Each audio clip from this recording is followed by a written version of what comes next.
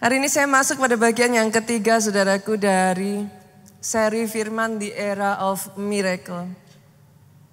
Saya nggak tahu dengan saudara ya, tapi saya sangat percaya ini adalah rema yang Tuhan berikan atas gereja kita. Oh yes. Dan saya tantang saudara di tempat ini ya, berani take step. Enter into the new era of miracle. Pastor, kenapa? Karena ketika saudara berani untuk tangkap remanya, somehow saudaraku, it will do breakthrough in your life. Dia akan mengerjakan terobosan atas hidupmu apa yang tadinya masih tertutup. Hanya ketika saudara ngomong kata-kata yang sesederhana ini, yes Lord, I am willing, I dare. Aku mau berani untuk percaya sekali lagi. Tiba-tiba apa yang tadinya tertutup itu seperti dibukakan dalam kehidupan saudara. Dan ketika saudara mulai dibukakan, tiba-tiba saudaraku, apa yang tadinya tidak kau lihat satu demi satu mulai terjadi atas kehidupan saudara. Mengakhiri 2023 ini ya saudaraku, masuk di 2024, saya berdoa ya saudara nanti step into 2024. Saudara bisa memperkatakan, this is the new era. This is the era of miracle. Era mujizat terjadi atas hidupku. Dan pada bagian yang ketiga saya tidak hanya berbicara tentang Tuhan kerjakan satu kali mujizat dalam hidupmu, dua kali mujizat dalam hidupmu. Pada bagian yang ketiga ini saya berbicara tentang langganan mujizat. Oh, saya nggak tahu seberapa banyak dari saudara yang saudara bisa melihat. I wish you can see. Sehingga bukan lagi kau berkata, Pastor, yes, dulu saya pernah ngalami. No. Bukan lagi saudara berkata, saya ngalami sekali, Pastor. I know what it is. No. Yang dinamakan langganan mujizat ya saudaraku, again and again and again and again and again, sampai orang ngomong kepada saudara, kok wajahnya yang muncul kok ini lagi.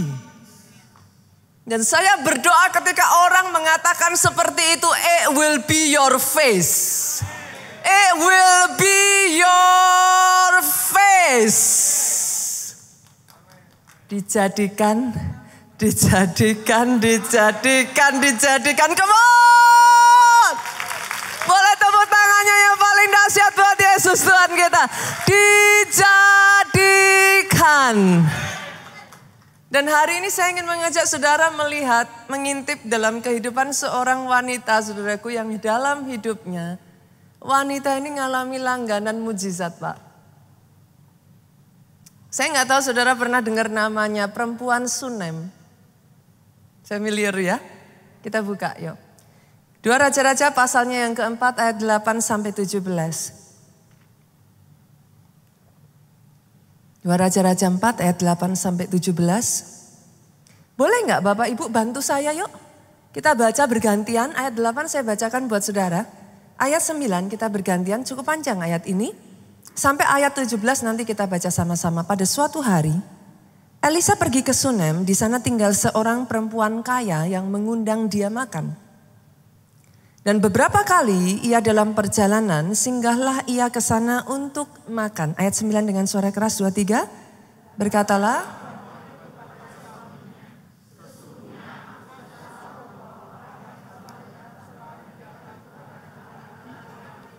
baiklah kita membuat sebuah kamar atas yang kecil yang berdinding batu. Baiklah kita menaruh di sana baginya sebuah tempat tidur, sebuah meja, sebuah kursi, sebuah kandil. Maka apabila ia datang kepada kita, ia boleh masuk ke sana. 11 dengan suara keras. Pada suatu hari, datanglah ia ke sana lalu masuklah ia ke kamar atas itu dan tidur di situ. 12. Kemudian berkatalah ia kepada Gehazi bujangnya, panggillah perempuan Sunem itu. Lalu dipanggilnyalah perempuan itu, ia berdiri di depan Gehazi. 13:23. Elisa lalu berkata kepada Gehazi,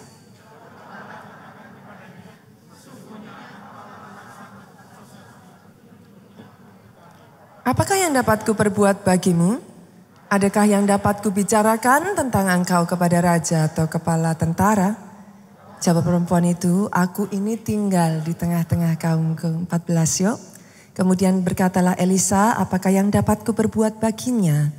Jawab Gehazi, ia tidak mempunyai anak dan suaminya sudah tua. 15. Lalu berkatalah Elisa, panggillah dia. Sesudah dipanggilnya berdirilah perempuan itu di pintu. Berkatalah Elisa, pada waktu seperti ini juga tahun depan engkau ini akan menggendong seorang anak laki-laki. Tetapi jawab perempuan itu, janganlah Tuanku ya abdi Allah, janganlah berdusta kepada hambamu ini. 17 sama-sama 23. Mengandunglah perempuan itu, lalu melahirkan seorang anak laki-laki. Pada waktu seperti itu juga, pada tahun berikutnya seperti yang dikatakan Elisa kepadanya. Oke, saya ingin mengajak saudara untuk nangkep dulu ya. 2 minggu kemarin, berapa banyak dari saudara yang hadir di setiap minggunya, boleh lambaikan tangan. Oke, saya melihat banyak tangan terangkat. In case buat saudara yang belum mendengar, saudara nanti bisa cek di YouTube. Kenapa Pastor? Karena firman di gereja kita ini, although sekalipun saudaraku per minggu saudara bisa tangkap, tapi firman ini berkesinambungan. 1 seri dalam 1 bulan saudaraku. Selama 2 minggu kemarin kita itu belajar, saudara tangkap ini dulu ya, kantongin dulu ya, masukin kantong dulu ya. Kunci dari mujizat, gak lain gak bukan iman, titik. Tangkap masuk kantong dulu ya Bu ya. Kunci dari mujizat iman. In case saudara bertanya, Pastor iman itu apa? Sederhana, hati yang percaya. Simple kan? Percaya kepada apa Pastor? Percaya bahwa tidak ada yang mustahil bagi Tuhan. Dan tidak ada yang mustahil bagi orang yang percaya. Mudah bilang amin, banyak yang aminnya goyah ketika kenyataan yang harus saudara hadapi di depan mata berbeda. Itu sebabnya saya minta kepada saudara kantongin itu dulu. Kunci dari mujizat adalah iman. Oke? Kantongin ya Bapak Ibu, saya jalan lagi, saya lanjut. Dari ayat yang kita baca ini saudaraku, kita menemukan bahwa wanita ini bahkan gak minta apa-apa dari Elisa. Wanita ini gak minta apapun, gak minta sesuatu pun. Tapi kenapa mujizat terjadi? Saya akan membawa saudara masuk ke dimensi yang berikutnya. Kalau 2 minggu kemarin kita belajar bahwa kunci mujizat adalah iman, saudara sudah kantongin itu di dalam pocket saudara. And then I will continue on the second dimension, dimensi yang berikutnya dari mujizat, which is favor. Saudara harus menyadari satu hal ini. Wanita ini tidak meminta apapun. Tetapi mujizat terjadi juga atas kehidupannya. Ada favor Tuhan atas wanita ini yang membuat dalam kehidupan wanita ini Tuhan kerjakan mujizat atas hidupnya. Saya berdoa ya saudaraku, kalau saudara bisa menangkap ini, apa yang dialami wanita ini, the same favor Tuhan berikan atas wanita ini turun atas hidupmu.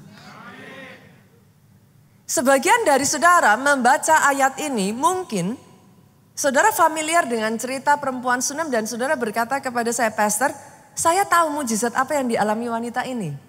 Tapi bukankah hanya sekali saja? Paling banter saudara tahu mungkin 2 kali. Itu sebabnya nantinya saya akan mengajak saudara melihat kenapa saya menyebut wanita ini langganan mujizat. Dan mari kita belajar, mari kita melihat. Kalau bahasa zaman sekarang dikepoin yuk. Apa sih yang terjadi atas kehidupan wanita ini sehingga dalam hidupnya tidak pernah kering keajaiban? Berapa banyak yang jujur di tempat ini? Dalam kehidupan kita butuh keajaiban. Kita butuh pertolongan Tuhan. Berapa banyak yang sadar dalam kehidupannya kita butuh mujizat. Tapi saya berdoa hari ini saudaraku, as we enter into the new era, masuk dalam era mujizat.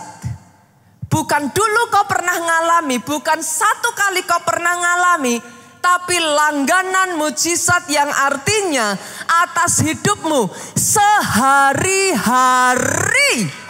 engkau ngalami mujizat, keajaiban, pertolongan Tuhan atas kehidupanmu.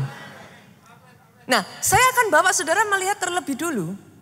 Mujizat pertama yang terjadi atas wanita ini kita bersama sudah tahu. Wanita ini gak punya anak.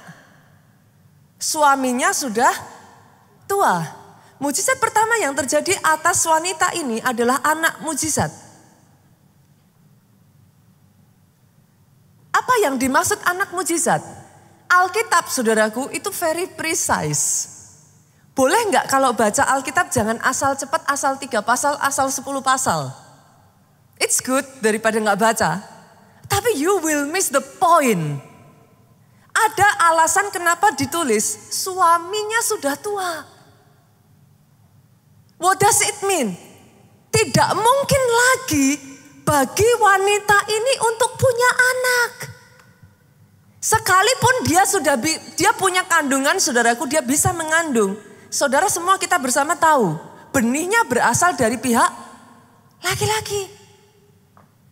Ayat ini tidak kebetulan mencatat si suami sudah tua. Artinya apa, Bu? Apa yang harusnya tidak bisa terjadi? Because you enter into the new era of miracle, dijadikan atas hidupmu. Oh, apa? Dengar ini saudaraku, saya berharap saudara bisa nangkep ini. Harusnya project-project yang engkau nggak bisa dapat, yang bahkan itu terlalu besar buat engkau. Mau dilihat dari sudut pandang manapun, seolah-olah dinalar manusia, Pak. Nggak mungkin. Tapi because you enter into the new era, kalau kau bisa tangkap remanya saudaraku, akan ada proyek-proyek yang Tuhan akan berikan kepadamu yang lebih besar dari kemampuanmu. Dan ketika kau masuk ke sana, kau kerjakan, boom, terobosan terjadi atas kehidupanmu. Tiba-tiba kau dibawa kayak naik level, Pak. Saya nggak tahu dengan saudara ya. Tapi apa yang seharusnya tidak bisa terjadi? Mungkin di sini bahkan ada yang berdoa untuk anak mujizat. I don't know saudaraku, itu sebabnya saya tantang saudara. Berani untuk bersama-sama tangkap remanya dulu. Tap into it, Bu. Simple, kuncinya simple. Believe. Percaya. Dimulainya dari hati yang percaya dulu. Tapi ketika saudara belajar untuk tap into it, apa yang tadinya mustahil, satu demi satu dijadikan terjadi atas hidupmu. Oh, kalau mau tepuk tangan, Soho. Tepuk tangannya bisa lebih meriah lagi buat Yesus Tuhan kita. Nah, mujizat yang pertama ini kita bersama sudah tahu, saudaraku. Saya akan membawa saudara ke mujizat yang kedua yang dialami wanita ini, which is sebagian dari saudara juga pasti pernah dengar. Kita buka ayat selanjutnya, ayat yang ke-18. Media nanti bantu saya ya, ikuti ya, keep up ya. Nanti sementara saya akan mengajak saudara, mungkin membaca beberapa ayat saudaraku.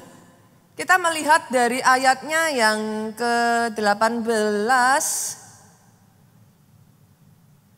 Anak itu intinya sudah lahir saudara, ayat 18 saya bacakan buat saudara, saudara baca ayat 19. Setelah anak itu menjadi besar pada suatu hari, keluarlah ia mendapatkan ayahnya di antara penyabit-penyabit gandum. 19:23.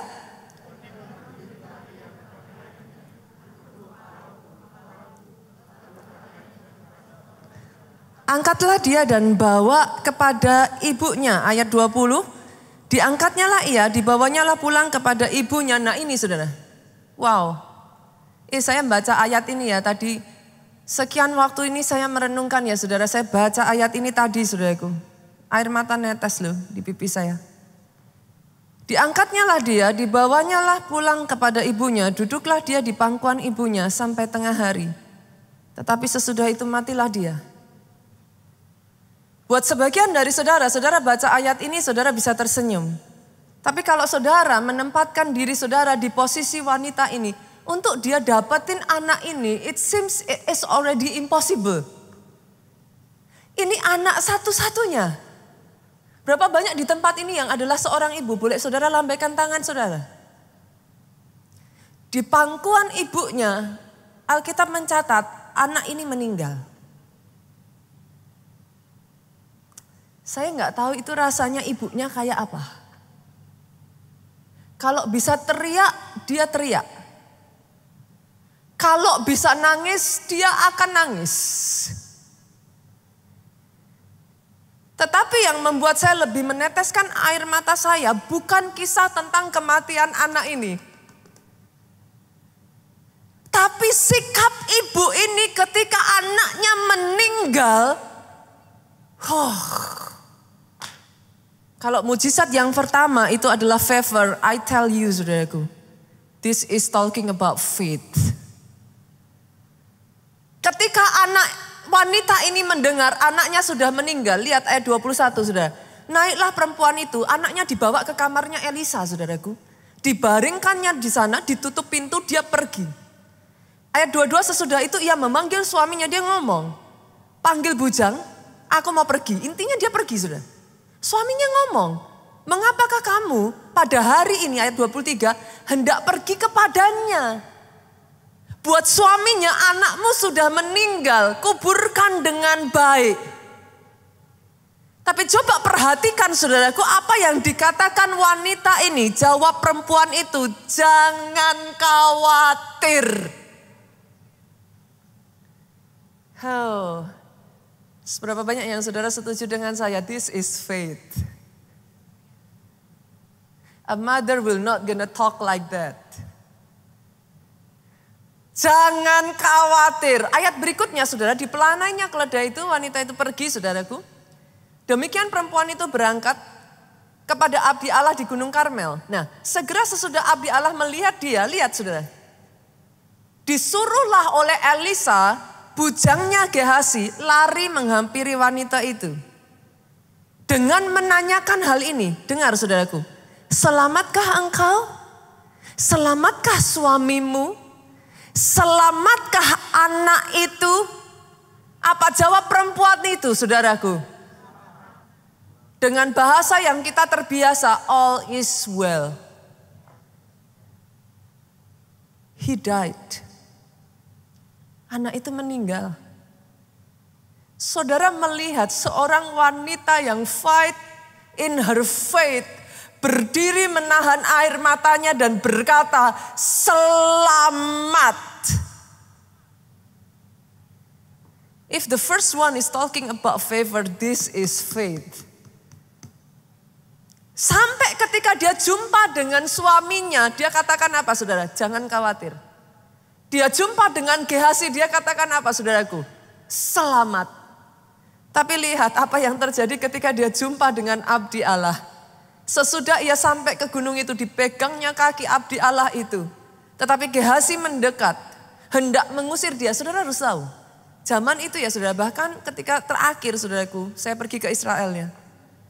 Saya berjumpa dengan seorang rabi. Saya hendak salaman tuh tangan saya nggak diterima loh saudara. Saudara harus tahu itu. Mereka nggak akan boleh saudara. Jadi bagi wanita ini untuk memegang kaki dari Nabi Allah ini itu nggak boleh. Tapi Elisa tahu something must have gone wrong. Elisa ngomongnya apa? Biarkan dia, hatinya pedih.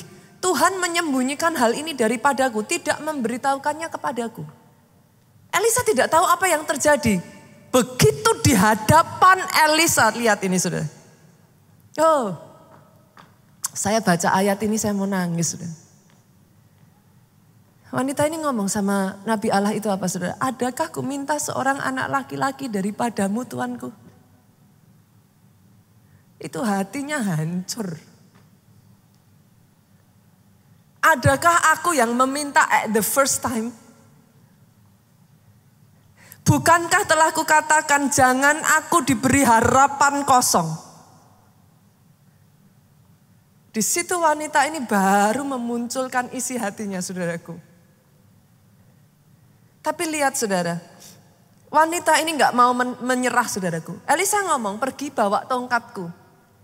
Ayat 30 saudara, tetapi berkatalah ibu anak itu, demi Tuhan yang hidup dan demi hidupmu sendiri, sesungguhnya aku tidak akan meninggalkan engkau. Saya berdoa ya saudara, iman yang seperti itu Tuhan berikan atas hatimu. I surely pray. Saudara tahu apa yang terjadi? Ada momen-momen di dalam kehidupan kita ya saudaraku. It feels like a setback. Saudara ngalami kemunduran. Ada momen-momen Tuhan itu sudah ngasih janji saudara. Tuhan sudah kasih mujizat. Tapi seolah-olah mujizat itu kayak diambil, dirampas dalam hidupmu. What happened pastor? Loh sudah dijadikan loh, sudah terjadi. Tapi ada momen-momen kadang itu kayak diizinkan, kayak diambil gitu saudaraku. Pastikan dalam hal ini ya saudaraku, yang pertama jangan buru-buru kecewa dengan Tuhanmu. Oh saya harus katakan itu kepada saudara. Kenapa saudaraku? Saya katakan ini saudara, beware, waspada.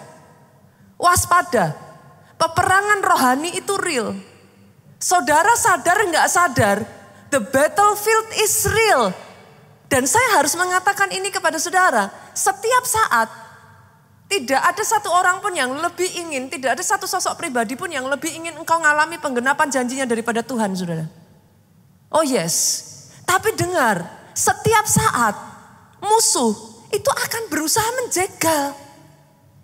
Kalau dia bisa, dia akan menghalangi. Bahkan kalau memungkinkan, dia akan curi itu dan rebut daripadamu. Tapi dari wanita ini kita belajar. Bolehkah saya katakan, ketika setback terjadi atas hidupmu, seolah-olah terjadi kemunduran, seolah-olah terjadi kayak hal yang tidak mengenakkan saudara. Boleh nggak saya minta ini saudara? Jaga mulutmu. Jaga hatimu. Jaga pikiranmu. Kata kunci mujizat yang kedua, mujizat kebangkitan ini, kata kuncinya simple. Pertahankan imanmu tetap teguh. Oh yes. Saat dimana musuh berusaha menjegal engkau, mengambil apa yang jadi hakmu, menjatuhkan engkau, pertahankan imanmu tetap teguh. Hati-hati dengan apa yang kau katakan. Dari mulut ini jangan pernah jangan pernah keluar kata-kata, Tuhan kenapa Tuhan izinkan? Dari mulut ini jangan pernah keluar kata-kata Tuhan engkau jahat. Tuhan enggak ada, Tuhan enggak baik. Wanita ini hancurnya kayak apa saudara? Tapi saudara mendengar again and again apa yang dia katakan, jangan khawatir. Selamat. Baru di hadapan quote-quote ya saudaraku. Elisa di hadapan Tuhan, wanita ini berseru, Tuhan tolong aku.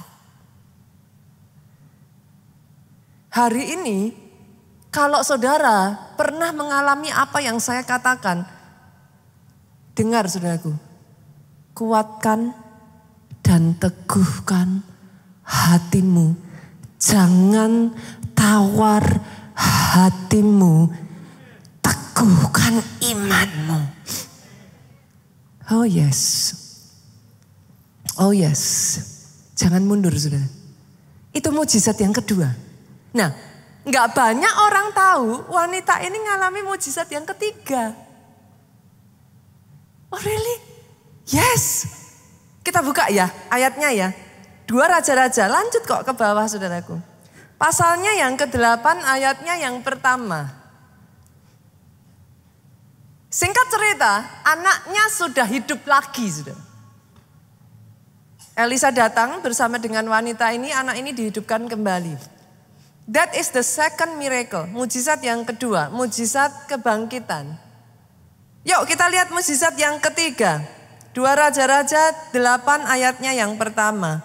Elisa telah berbicara kepada perempuan yang anaknya dihidupkannya kembali. Katanya, berkemaslah, pergilah bersama-sama dengan keluargamu dan tinggallah di mana saja engkau dapat menetap sebagai pendatang. Sebab Tuhan telah mendatangkan kelaparan yang pasti menimpa negeri ini 7 tahun lamanya. Nah, ini mujizat ketiga, sudah. Wanita ini diluputkan dari kelaparan besar. Wow. Mujizat yang ketiga yang gak banyak orang tahu. Terjadi masa kelaparan besar selama 7 tahun. Karena kedekatan wanita ini dengan hamba Allah ini, saudaraku. Karena ada favor Tuhan atas kehidupan wanita ini. Melalui Elisa, Tuhan pakai Elisa memperingatkan wanita ini. Wanita ini pergi, saudaraku, sehingga terluputkan dari kelaparan. Saya baca kisah ini ya saudara, saya tuh ingat apa yang terjadi dalam kehidupan Pastor Jonathan sendiri. Saya masih ingat ketika Pastor Jonathan itu kuliah di Amerika, saudara. Tepat itu bertepatan tahun 98, krisis itu hit. Menghantam hampir di seluruh dunia, termasuk Indonesia. Kalau saudara masih ingat pada saat itu, dolar kita itu, waktu itu rupiah kita itu $1 hanya 2.500, saudara. Tepat di momen-momen itu dolar itu melonjak 7.500, 10.000, 12.500 sampai 15.000 pada saat itu. Amazingnya, sekian bulan sebelum kejadian itu, Tuhan berbicara kepada Pak Obaja. Belikan seluruh uangmu ganti dolar. Kosongkan rekeningmu, beli dolar. Akan ada orang-orang di tempat ini yang Tuhan peringatkan engkau. Akan ada orang-orang di tempat ini yang Tuhan akan berikan kepada engkau intuisi. Tuhan akan berikan kepada engkau seperti kepekaan untuk engkau mengerti. Tahu beforehand. Sehingga kau luput. Engkau terluput. Dari apa yang harusnya bencana besar atas hidupmu. Karena Pak Obaja taat. Nah ini berkali-kali saya katakan ini sudah. If you don't learn to obey the small thing, it's hard to obey the big thing. Itu sebabnya kalau ikut Tuhan, hal kecil sekecil apapun. Pastor, gimana kalau saya salah dengar? Lebih baik salah dengar, tapi kau mengasah obedienmu. Perhatikan ini. Lebih baik kau salah dengar, tapi kau mengasah ketaatanmu, daripada kau gak berani taat. Oh, saya belajar dalam hidup saya, saudaraku. Kalau saya tidak belajar taat mendengar suara Tuhan, sama seperti Pastor Obaja, Pak Jo itu udah gak bisa sekolah, sudah. Banyak orang-orang Indo pada saat itu di Amerika ditarik balik. Kenapa? Dolarnya 2.500 jadi 12,5, Bu. 5 kali lipat. Bahkan jadi 15.000, 6 kali lipat. Siapa yang kuat? Ibarat kata ya saudaraku, uang sekolah yang harusnya 30 juta misalkan ya. Itu jadi 180 juta. Siapa orang yang kuat? Akhirnya ditarik balik saudaraku. Banyak orang Indo pulang saudara. Tapi karena Pastor Obaja mendengar, belajar taat, dengar-dengaran, Pak Jo bisa menyelesaikan kuliahnya dengan baik. The same thing happen with me. Kalau saya tidak belajar taat dalam hal kecil pada saat itu, saya akan kehilangan anak saya yang ketiga gen, saudara. Placenta previa. Jadi apa? Bukan bocor ya saudara. Kalau rembes kita bisa tahu. Itu plasentanya diminum sama, air ketubannya diminum sama plasentanya sendiri. Jadi kalau saya tidak dengar-dengaran suara Tuhan, Nita go ke dokter hati saya nggak enak. Kalau saudara tanya kenapa nggak ada, karena kenapa hati saya nggak enak, that's it. Akan ada orang-orang di tempat ini ya, Tuhan akan kerjakan itu atas hidupmu. Tuhan akan peringatkan, Tuhan akan tuntun langkah hidupmu. Itu sebabnya hari-hari ini memasuki 2024 belajar peka terhadap hal terkecil sekalipun yang Tuhan sampaikan atas hidupmu, saudaraku. Singkat cerita, wanita ini terluput. Lanjut lagi ya, boleh ya, seru ya. Yang keempat, pastor, masa masih ada mujizat yang keempat? Jarang orang pernah dengar, saudara. Kita lanjut. Dari ayat yang pertama, lompat ayat yang ketiga. Apa mujizat yang keempat, saudara? Setelah lewat 7 tahun, ceritanya perempuan ini pulang dari negeri orang Filistin. Kemudian ia pergi mengadukan perihal rumahnya dan ladangnya kepada raja. Sampai di situ dulu. Sekali lagi saya katakan, kalau baca firman Tuhan harus detail. Kalau enggak terlewatkan. Pastor, maksudnya gimana? Kenapa setelah 7 tahun perempuan itu pulang mengadukan perihal rumah dan ladangnya kepada raja? Sederhana, gini saudaraku. 7 tahun itu ditinggal. Kebayang dong. Bisa jadi rumah itu sudah dipakai orang lain. 7 tahun loh saudara, nggak main-main. Bisa jadi ladang itu sudah diserobot orang. Oke, kalau saudara melihat dari posisi wanita ini mungkin saudara nggak akan tergerak apapun. Bagaimana kalau itu rumahmu saudara? Bagaimana kalau itu tempat kerjamu, rukomu? Tiba-tiba setelah 7 tahun saudara balik, sudah ada orang yang tinggal di situ. Saudara diam aja. No, itu sebabnya wanita ini pergi kepada raja mau mengadukan perihalnya. Dia mau ngomong, dia mau minta dibela karena ada sengketa. Nah ini yang ajaibnya saudara. Kita lanjut yuk ayat 4. Sama-sama dengan suara keras. Raja sedang berbicara kepada, jadi ceritanya gini. Pada saat wanita itu mau pergi ketemu raja, rajanya sedang bicara sama Gehazi. Siapa Gehazi? Bujangnya Elisa. Raja tanya apa? Nih, coba ceritakan kepadaku tentang segala perbuatan besar yang dilakukan Elisa. Kebayang ya sudah, wanitanya ini lagi jalan nih. Kan? Raja tanya sama Gehazi, apa nih? Elisa ngerjain apa? Gehazi ngomong. Sedang ia bercerita kepada raja bahwa Elisa menghidupkan anak yang sudah mati itu. Deng-deng, tampaklah perempuan itu. Berapa banyak yang setuju dengan saya saudaraku? Terlalu kebetulan untuk sebuah kebetulan. Berapa banyak yang sadar Tuhanmu adalah sutradara kehidupan. Dia akan membuat kebetulan yang terlalu kebetulan untuk sebuah kebetulan bisa terjadi atas kehidupanmu.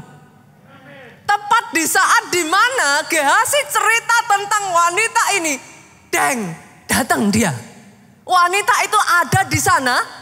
Bahkan ditambahkan, dengar ini saudaraku. Tampaklah perempuan itu. Gehazi ngomong, ya Tuanku Raja. Inilah perempuan itu dan inilah anaknya yang dihidupkan Elisa. Dibawa anaknya saudara. Oh yes. Saya baca ini ya saudaraku. I'm so excited. Akan ada kebetulan yang lebih dari sekedar kebetulan sampai membuat saudara berkata it's too good to be true. Ini terlalu hebat untuk sebuah kebetulan. It must be God. It must be God. Dan karena raja baru cerita, dengar cerita, dia terbengong-bengong. Rajanya syok saudaraku. Wanita ini menceritakan apa saja yang terjadi dalam hidupnya. Raja syok. Wanita ini ngomong, tolong aku raja. Lihat saudara, lihat. Cermati kata-kata ini. Raja bilang apa? Pulangkan segala miliknya dan segala hasil ladang itu sejak ia meninggalkan negeri ini sampai sekarang. Akan ada orang-orang di tempat ini yang mengalami mujizat pembalikan. Oh perhatikan saudara. Pulangkan segala miliknya, titik atau enggak titik? Segala miliknya itu artinya rumah dan ladangnya. Bonusnya apa saudara? Segala hasil ladang itu sejak ia tinggalkan sampai 7 tahun. Saya tanya, memangnya perempuan ini garap tuh ladang? Kok enak? Ketika dia ngerjakan mujizat ya saudara. Ketika dia ngerjakan pembalikan. Bukan hanya dikembalikan kepada saudara. Dikembalikan beserta dengan bonusnya. Oh kalau mau tepuk tangannya yang paling meriah. Kalau mau tepuk tangannya yang lebih dahsyat lagi buat Yesus Tuhan kita. Saya berdoa ya, jadi atas hidupmu. Tapi hari ini saudaraku, that's not my point. Cerita wanita ini buat saya hanya menunjukkan kepada saudara ini loh, gambaran orang yang langganan mujizat tuh kayak gini loh. Tapi saya nggak mau saudara menjadi orang-orang yang hanya mengejar mujizatnya. Yang mengerti katakan amin. Saya ajak yuk ngelihat. Apa yang dilakukan wanita ini yang membuat sampai dia menjadi seorang yang langganan mujizat. Doa saya, saudara tidak miss the point. Saudara bisa mengerti. Kenapa kok sampai dalam hidup wanita ini bukan hanya sekali apakah itu sebuah kebetulan? Kalau sekali saudara bisa bilang kebetulan, 2 kali saudara bisa kebetulan, 3 kali, 4 kali. Saya percaya saudaraku bahkan banyak yang tidak dicatat. Certainly, it's not a coincidence. Terus kenapa kok bisa? Kok bisa wanita ini ngalami itu? Everything happen. Saya tarik balik ya saudara. Saya tarik balik lagi saudara, balik ke ayat 8 sampai ayat 17 tadi.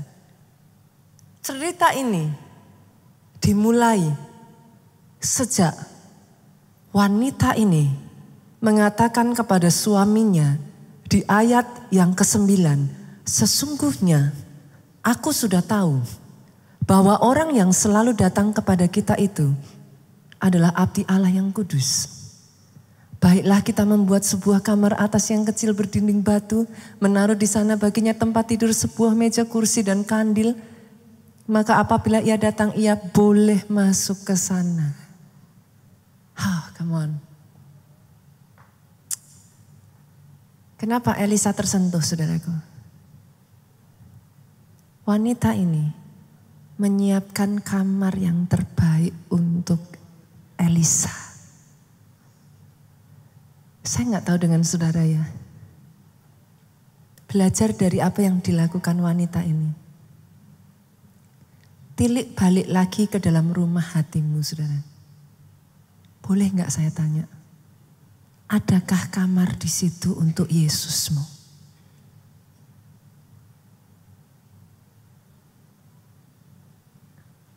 Lepas dari semua kesibukanmu, favor terjadi atas hidup wanita ini karena dia menjadikan Elisa spesial di hatinya.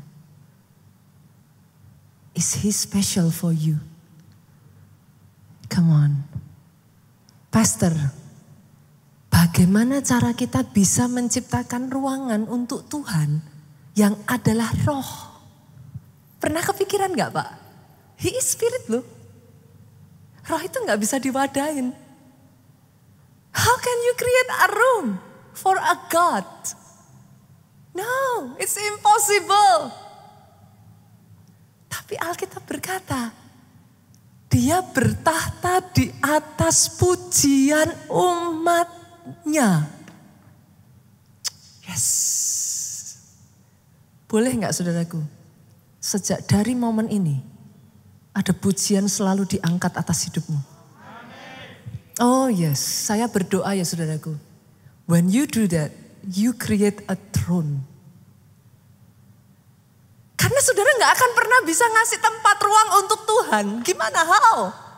He is a spirit. Tapi di mana pujian itu diangkat, dia bertahta.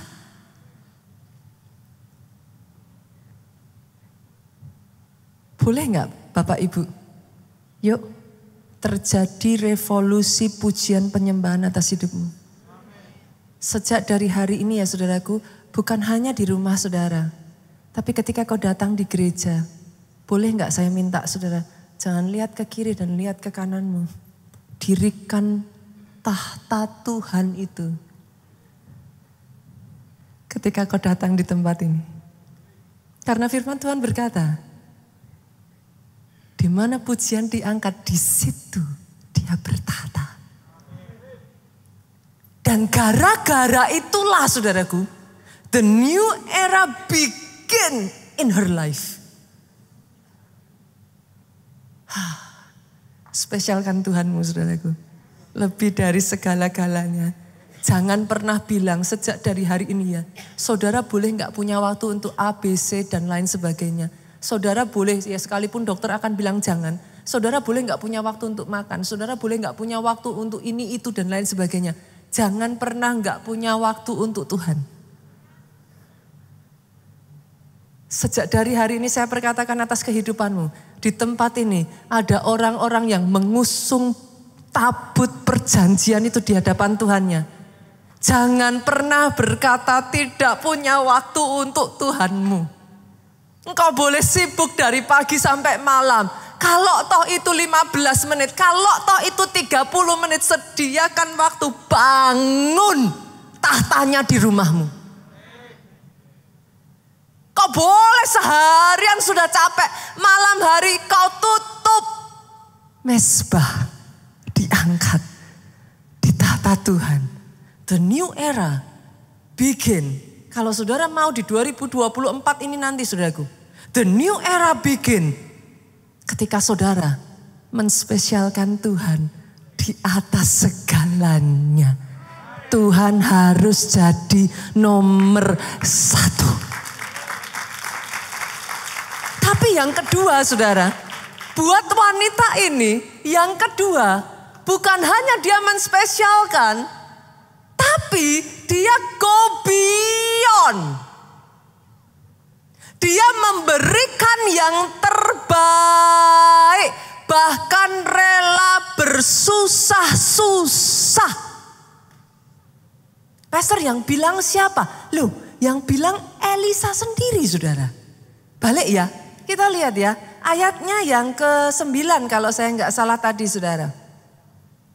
Lanjut ke ayatnya yang ke-10, Ayatnya yang ke-13. Cobalah katakan kepadanya, sesungguhnya engkau telah sangat, bukan hanya bersusah-susah loh, sangat bersusah-susah seperti ini untuk kami. Pernahkah terpikir bagi saudara, untuk wanita ini membuat kamar itu Bu? Di sini ada yang pernah renovasi rumah? Boleh lambaikan tangan? Rumah kalau direnovasi enak enggak Ibu? Kotor. Repot. Berantakan. Wanita ini khusus melakukan itu demi Elisa bisa tinggal di rumahnya. Setiap kali Elisa lewat.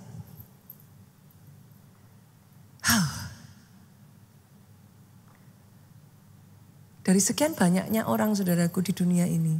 7.8 million. Apakah saudara kira hanya saudara yang berdoa? Everyone has problem.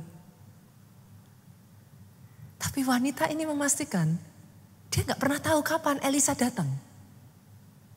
Tapi setiap kali Elisa datang, dia memberi signal kepada Elisa, my home is ready for you.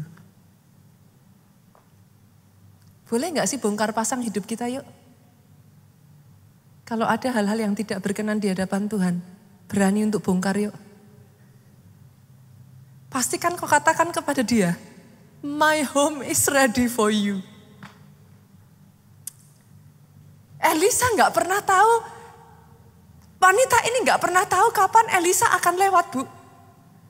Tapi dia memastikan tempatnya suitable dan nyaman untuk ditinggali. Dia willing go beyond. Ketika orang-orang yang lain bahkan gak peduli saudaraku. Untuk dia menjamu hamba Tuhan ini saja sudah hebat loh. Tapi no, buat Elisa itu gak cukup. Dia bongkar rumahnya. Dia pastikan yang terbaik. Letaknya dipastikan yang terbaik. Boleh enggak? Di momen Natal ini ya saudaraku. Jadi satu momen kau bongkar rumahmu. Jadi satu momen you go beyond. Bukan hanya kau bongkar rumahmu para pelayan Tuhan, halo. This is what at least I do. Up till now. Saya tidak akan pernah berani naik ke atas mimbar ini sebelum setidaknya saya berdoa 6 jam. Saudara. Up till now. Up till now. Pastor sudah khotbah sejak kapan? I preach since I was 14. Sejak saya usia 14 tahun. Maksudnya pastor benar 14 tahun. Saudara tahu siapa yang jadi inspirasi saya? Saya punya seorang guru saudara ketika saya berkuliah. This teacher is the best of all teacher. Setiap guru ini masuk, para murid itu akan standing ovation, berdiri tepuk tangan untuk guru ini. Guru ini yang mengajarkan kepada saya saudaraku. Karena percaya nggak percaya ya, kalau saudara dengar khotbah seperti ini, nangis itu udah biasa. Tapi jam 7 pagi, mata masih lengket saudara. Dengar guru ini ngajar. Jam 7 pagi saya nyeret kaki saya duduk di bawah pengajaran guru ini. Mata saya berlinangan air mata saudara. Wah, saya itu kalau sudah dengar orang ini ngomong, hancur itu. Dia bisa mengajarkan sesuatu yang membuat murid-murid itu benar-benar like, gitu. Satu ketika saya ketemu guru ini dan saya deketi dia dan saya tanya, kalau di Amerika tuh orang manggil nama gitu saudaraku, nggak manggil mister, nggak manggil ini, manggilnya tuh langsung nama, namanya Lenny saya bilang, Lenny, what is your secret saya tanya. Dia senyum, orangnya tuh sederhana saudara, orangnya tuh very humble, sederhana, orangnya tuh lembut, orangnya tuh gimana sih ngomongnya, simple orangnya itu saudara. Dia ngomong ini sama saya. Sampai detik ini aku sudah mengajar selama 20 tahun. And every single time aku akan datang 1 jam lebih awal. And I will prepare my message. Beda dengan khotbah ya saudara. Yang namanya ngajar, materinya itu sama. Diulang selama 20 tahun. Saya tanya, hafal enggak sih? Luar kepala. Tapi dia tidak pernah tidak mempersiapkan. Dan ini yang dia katakan. Pastor, dalam 6 jam doa pastor, apa yang pastor doakan? Saya berdoa untuk saudara. Saya berdoa tidak ada yang mencuri firman ini dari hidup saudara. Saya berdoa untuk saudara. Saya berdoa saudara diberikan iman, kepercayaan dan keberanian untuk tangkap firman ini. Sehingga saudara pulang bukan hanya ngomong, firmannya bagus ya. Tapi saudara pulang, saudara berkata, Pastor saya mau jadi pelaku firman. Pastor apa yang pastor lakukan selama 6 jam itu? Saya berdoa. Dari utara, selatan, timur dan barat. Orang-orang yang membutuhkan message ini Tuhan kirimkan untuk hadir. Izinkan saya berkata kepada saudara, para pelayan Tuhan di tempat ini, halo, go beyond. Go beyond. Saya tidak diharuskan seperti itu saudaraku. But I did it anyway. Saudara tidak diharuskan mungkin untuk melakukan. Tapi boleh enggak? Sama-sama saudara melayani. Yang lain datang terlambat. Yang lain belum siap. Yang lain asal-asalan. Saudara datang jauh lebih cepat. Saudara masuk dan doakan ruang ibadah ini. Itu go beyond. Itu go beyond. Para pemain musik, halo. Worship leader, singer. Bahkan ketika kau sudah hafal lagu-lagunya, kau doakan. Engkau berpuasa bila perlu. Sehingga ketika pujian diangkat dari mulutmu, kuasanya mengalir. Come on. Saya tantang, go beyond, saudaraku. Go beyond. Dan yang ketiga, saudara. Yang ketiga, yang luar biasa dari wanita ini. Yang ketiga, saudara. Bukan hanya dia memberi yang terbaik, saudara. Dia memiliki hati yang tulus. Pada saat Elisa berkata, kamu minta apa? Wanita ini bahkan ngomong, aku hidup di antara kaumku. Saudara, seperti yang saya katakan ya, di setiap zaman ada bahasa gaulnya. Kayak kita sekarang lol, kan? Zaman dulu bilang lol, bingung sudah lol. Ada bahasa gaulnya. Wanita ini ngomong apa? Aku tinggal di antara kaumku. Artinya apa? Sudah cukup. I don't need anything anymore. Manusia melihat rupa, Tuhan lihat hati. Doa saya dari hatimu didapatkan ketulusan.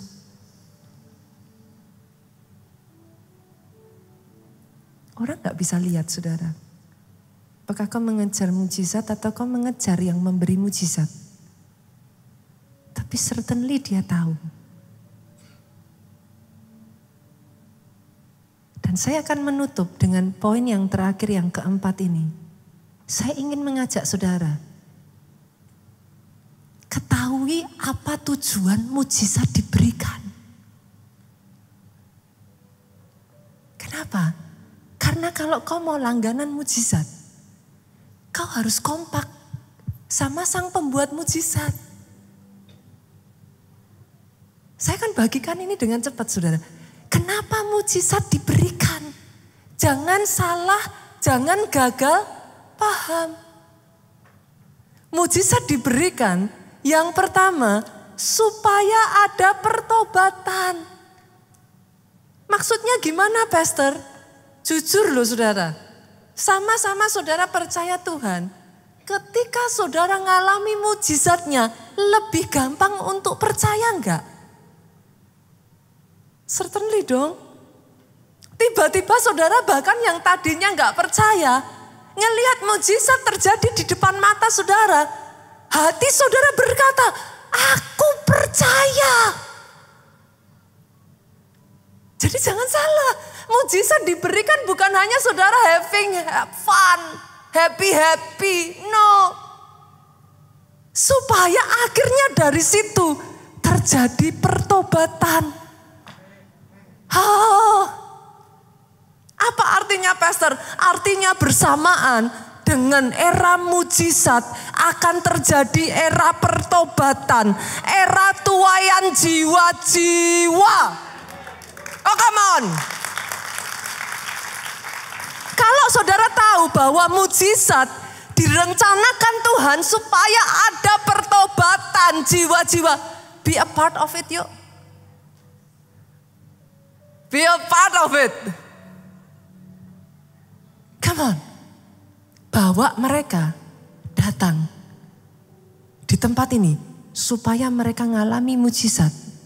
Bukan untuk mujizatnya, jangan gagal paham saudaraku.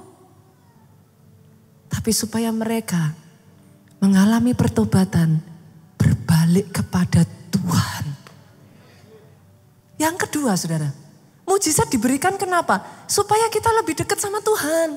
Nah ini, banyak orang gagal paham, akhirnya terima mujizat, terima berkat, bye-bye Tuhannya. Berapa banyak di sini bapak-bapak yang sudah punya anak, boleh lambaikan tangan? Pak, kalau ngasih hadiah sama anak, kenapa? Kan pengennya anaknya deket toh. Kita orang tua kita tahu, kita ngasih ke anak kita karena kita pengen anak kita happy. Supaya dia jadi deket sama kita. Jangan sebaliknya. Habis dikasih hadiah, bye-bye papa, hadiahnya yang diambil. Yang mengerti aminnya yang paling keras. Yang mengerti aminnya boleh lebih keras lagi buat Yesus Tuhan kita. Sejak dari hari ini, tidak ada berkat yang menjauhkan engkau dari Tuhan. Semakin diberkati tambah cinta Tuhan. Semakin diberkati tambah nempel kayak perangko sama Tuhannya. Yang ketiga, mujizat diberikan supaya imanmu terus dikuatkan. Jujur loh saudara, pada saat kau ngalami mujizat, iman tuh bangkit kan. Saudara tuh jadi kayak menyala-nyala lagi gitu. Oh yes, Tuhan itu benar, Tuhan itu ada, Tuhan itu nyata. Hari ini saya berdoa ya saudara, ketika imanmu sudah bangkit, jangan menikmati mujizat habis itu sudah titik. No. Kalau saudara mau jadi langganan mujizat, izinkan Tuhan pakai hidupmu untuk membuatkan mujizat, menjadikan mujizat atas hidup orang lain. Sepakat? Di momen Natal ini ya saudaraku, pastikan be a part of it. Jangan takut doain orang sakit supaya disembuhkan. Lah pastor, kalau saya doain terus mati gimana? Ya gak apa-apa saudaraku. Karena yang mengerjakan mujizat siapa? Bukan saya, bukan saudara. Tapi you are willing to be used by Him. Dan yang terakhir saudara, nih lihat. Mujizat dia kerjakan supaya apa saudara? Engkau bisa bersaksi kepada banyak orang. Saya tanya, kalau engkau ngalami mujizat first hand dengan dari kata orang lain, beda gak Bu? Saudara beli obat nih, saudara minum, manjur, sama saudara dengar orang lain cerita, beda gak? Kalau sudah beda, ceritanya ke orang lain jadi beda gak? Oh beda. Saudara ceritanya aku loh, ngeliat sendiri loh. Sudah ngerti yang saya maksudkan? Kenapa Tuhan mau kerjakan mujizat atas hidupmu? Bukan hanya untuk kau nikmati. Tapi habis ngalami, cerita dengan nada yang meyakinkan. Aku loh, ngalami sendiri loh. Sudah ngerti yang saya maksudkan? Sehingga ketika orang dengar ceritamu, diyakinkan ikut datang. Hari ini saya berdoa ya saudaraku. Let's welcome the new era. This is the era of miracle. Bukan hanya 1 kali, 2 kali, 3 kali. Langganan mujizat. Supaya apa? Melalui hidupmu ada pertobatan terjadi. Supaya apa? Banyak orang dibawa mendekat kepada Tuhan. Supaya apa saudaraku? Oh yes, imanmu dibangkitkan kembali. Apimu dinyalakan kembali. Supaya apa saudaraku? Bersaksi. Membawa dia kepada Tuhan. Membawa jiwa-jiwa kepada Tuhan. Bangkit berdiri jemaat Tuhan. Saya tahu waktu saya habis saudaraku. Saya tidak akan nyanyikan lagu ini. Tapi berapa banyak dari saudara yang saudara mau, yes Tuhan aku mau tangkap rema ini. Tutup mata saudara, jangan lihat ke kanan dan ke kiri. Kedangkan tangan saudara seperti ini saudaraku. Kedua tangan saudara seperti ini, angkat tinggi-tinggi. Engkau yang mau saudara, katakan kepada Tuhan, I welcome the new era in my life. I welcome it Lord. Help me to see what I cannot see before. Help me to experience it. Sehingga melalui semua ini, rohku dibangkitkan. Aku dimampukan untuk bersaksi. Imanku dibangkitkan kembali. Pertobatan terjadi. Jiwa-jiwa dibawa mendekat kembali kepada Tuhan. Kalau itu yang kau mau, saudara, angkat tanganmu. Saya akan perkatakan atas hidupmu, dijadikan. Dijadikan. Pulanglah saudaraku. Dengan membawa sukacita, damai, sejahtera Allah Bapa. Cinta kasih Yesus Kristus. Oh yes. Persekutuan di dalam rohnya yang kudus sekarang sampai selama-lamanya. Tangan yang kau angkat melambangkan sejak dari hari ini engkau terbuka. The new era is coming. Di dalam nama Yesus, hamba-Mu berdoa, kita sama-sama kita katakan amin.